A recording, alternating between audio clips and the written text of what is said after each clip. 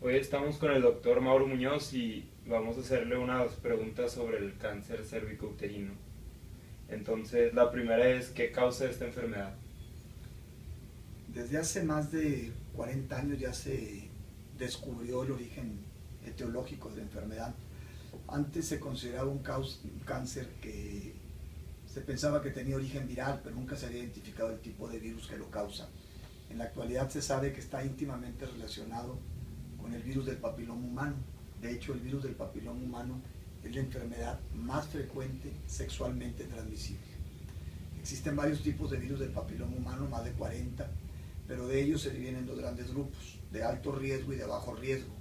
En los de alto riesgo, esos son los que son causantes de lesiones malignas a nivel del cuello de la matriz, lo que se llama cáncer cervicuterino. Y de esos de alto riesgo, el virus tipo 16 y el virus tipo 18. Muchas gracias.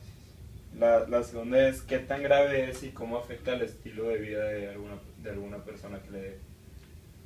Realmente de los cánceres no es el cáncer más agresivo que hay, es un cáncer que se tiene la ventaja de que con un chequeo muy básico, con un estudio de Papa Nicolau, que es un frotis que se toma de la parte interna del cuello de la matriz, se puede detectar desde lesiones que son precancerosas, o sea, cambios celulares que te tipifican o te identifican un cambio que se llama displasia, que te está avisando que si no lo tratas te va a dar la probabilidad de un cáncer. Y hoy, con el advenimiento de nueva tecnología, que tiene también ya más de 15 años en el mercado, hay un estudio que se llama colposcopía, en que es un microscopio en el que se enfoca directamente al cuello de la matriz, te magnifica la imagen y tomas un Papa Nicolau orientado hacia las zonas en donde tú pudieras pensar que existe un tumor. La realidad no es un cáncer grave a menos que llegue a etapas muy avanzadas, que eso sucede en gente que no tiene chequeos rutinarios o sistema de salud que la esté vigilando. El cáncer cervicuterino es muchísimo más frecuente en países tercermundistas, países en vías de desarrollo, que en países desarrollados. En países desarrollados es un cáncer que prácticamente no se ve. México es un país en vías de desarrollo, entonces es un cáncer frecuente. Tiene una relación muy íntima con la promiscuidad sexual. Entre más parejas sexuales haya tenido la mujer, es más probable que vaya a tener virus del papiloma humano. Y entre más frecuente o probable sea que tenga un virus del papiloma humano, la probabilidad de un cáncer cervicuterino va a ser también más frecuente. Las etapas iniciales del cáncer cervicuterino, lo que se llama in situ, o sea que el cáncer esté en su lugar, o microinvasor que no se haya difundido, es curable al 100% con una cirugía relativamente sencilla. Cuando ya es invasor, se divide en varias etapas y depende de qué tanto invada la pelvis, va a ser el pronóstico que tenga. Pero a grandes rasgos, no es un cáncer tan agresivo. La tercera es, ¿cuál es el corto plazo y el pronóstico a largo plazo de esta enfermedad? A lo mejor lo contesté con la pregunta previa, pero a corto plazo, el cáncer cervicuterino, por ejemplo, en el medio privado, yo tengo 35 años haciendo consulta privada y probablemente haya tenido 8 o 10 casos.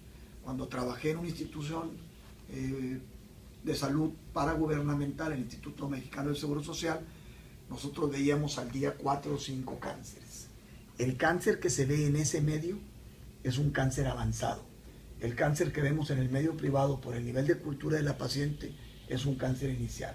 El pronóstico de sobrevida, insisto, en cánceres in situ o microinvasores es 100% de curación con una cirugía, una histerectomía abdominal que consiste en quitar la matriz, que es una cirugía relativamente sencilla. Y el pronóstico a largo plazo depende del estadio clínico de la paciente. En etapas invasoras puede ser un pronóstico más grave entre más invasor sea, porque hay 4 etapas de invasor. El cáncer cervicuterino generalmente ataca por invasión. Es un cáncer que por crecimiento va invadiendo las vísceras, los órganos que están pegados a ellos. No metastiza, no se van células y se suelta y se van a pulmón, a cerebro. Aunque sí lo hace en etapas muchísimo más avanzadas. La 4 es, ¿cuál fue, en un caso que te haya pasado, cuál fue la queja principal del paciente o cuál es lo más frecuente clientes se quejan? El síntoma más frecuente es la leucorrea sanguinolenta. ¿Qué es leucorrea sanguinolenta? El desecho vaginal, un flujo vaginal, generalmente maloliente, manchado en sangre, que esto es proveniente de las ulceraciones que causa el cáncer a nivel del cuello de la matriz. El cuello de la matriz también se le llama hocico de tenca porque parece el hocico de un pescado que se llama tenca. Es como una trompita y tiene un pequeño orificio que es por donde sale la sangre. En ese pequeño orificio, ahí donde están las células que frecuentemente se transforman en malignas y esas células se ulceran. Y como hay una humedad persistente en el cuello, esa humedad no permite que cicatrice con facilidad. Esa humedad hace que provoque la úlcera y que no cicatrice la úlcera. Y esa úlcera va a estar provocando sangrados y sangrados y sangrados. En la mujer cuando tiene vida sexual también representan o refieren frecuentemente sangrado poscoito. Después de la relación sexual hay un sangrado como evidencia de este tipo de situaciones. Cuando ya es un cáncer más avanzado, hay una fetidez vaginal, hay un dolor en la relación sexual y posteriormente en etapas más avanzadas lo que cualquier cáncer hace, hay pérdida de peso y empiezan a tener incluso hasta sangrados rectales porque el cáncer invade el recto que está pegado al cuello de la matriz. La quinta es, ¿qué otros síntomas presentó?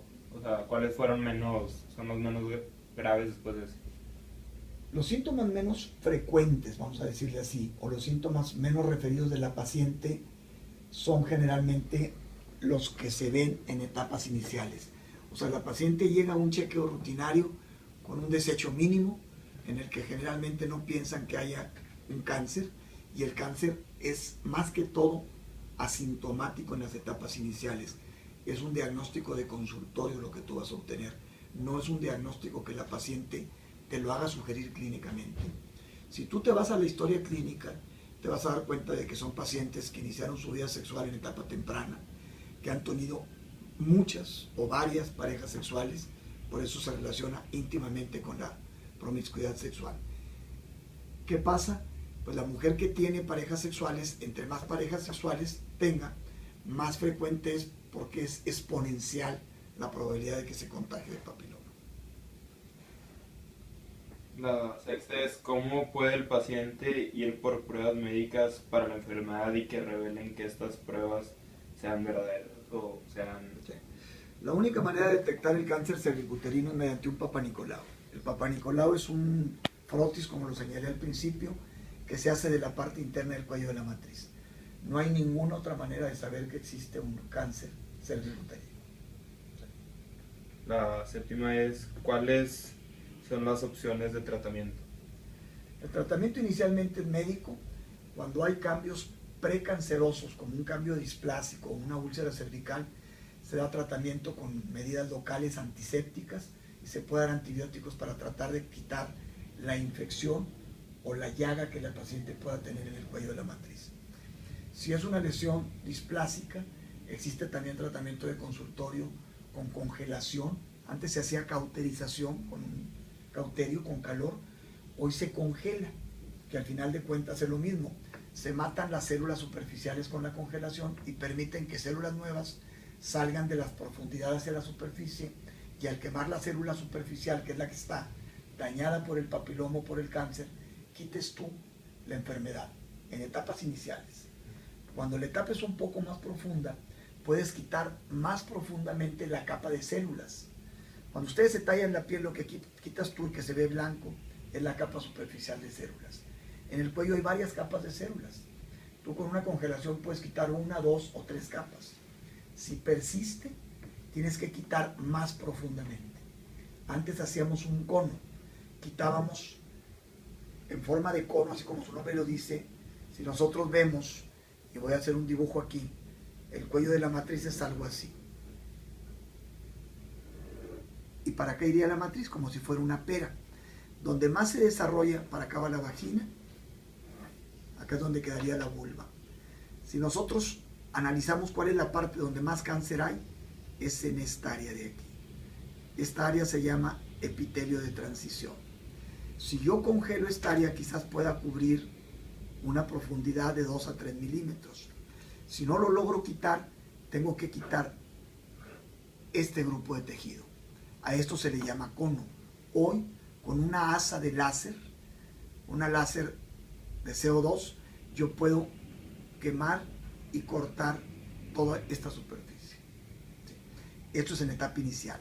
Si el cáncer se disemina y se hace un microinvasor y ya no puedo quitar esa área, tengo que quitar la matriz completa.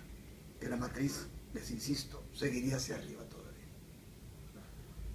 La octava es, ¿cuál es el tratamiento que recibió algún paciente que haya tratado y qué tan efectivo fue o es? Depende del estadio clínico. Generalmente la paciente, insisto, que vemos en el medio privado, yo no tengo ninguna paciente que haya fallecido de cáncer, ninguna, porque las etapas que tomamos nosotros son etapas iniciales.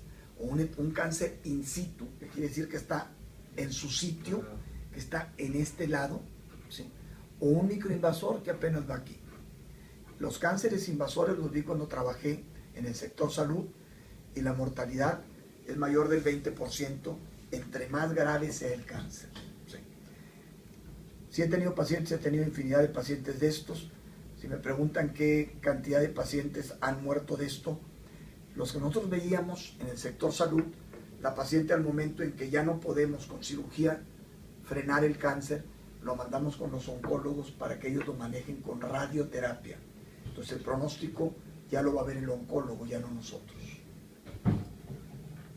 La novena es, ¿qué pasaría si el paciente no puede recibir ese tipo de tratamiento, ya sea una de las que nos acaba de explicar o una más tardía?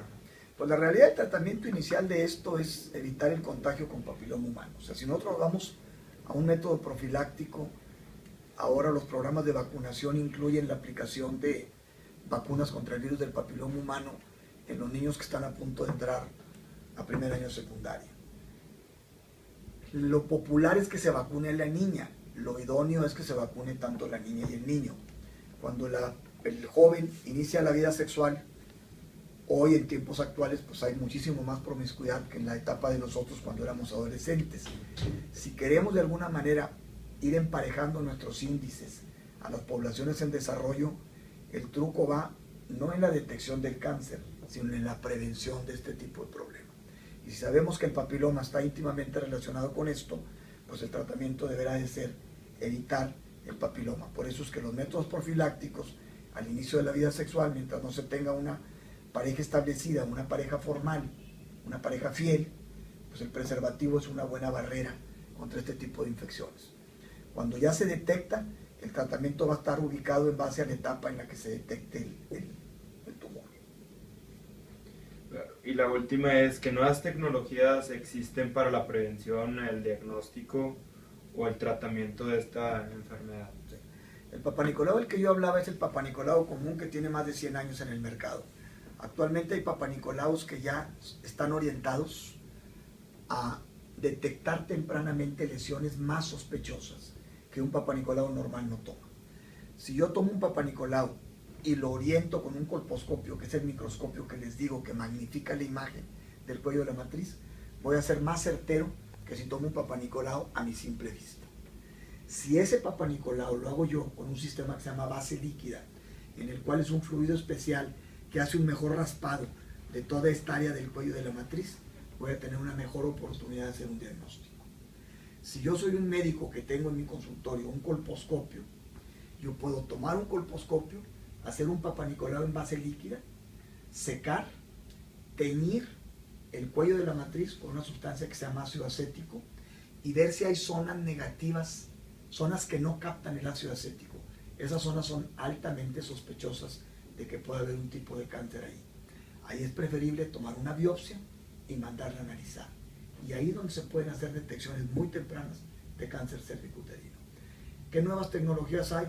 Básicamente les puedo decir que Papá Nicolau sofisticados, como es el base líquido, si se detecta un papiloma, Papá Nicolau de captura de híbridos, y todo médico debería de tener en su consultorio un colposcopio para tomar citologías Papá Nicolau orientadas en un sistema de magnificación como es un colposcopio. Muchas gracias por la entrevista, doctor, y bueno, pues muchas gracias. De nada, al contrario, gracias a ustedes.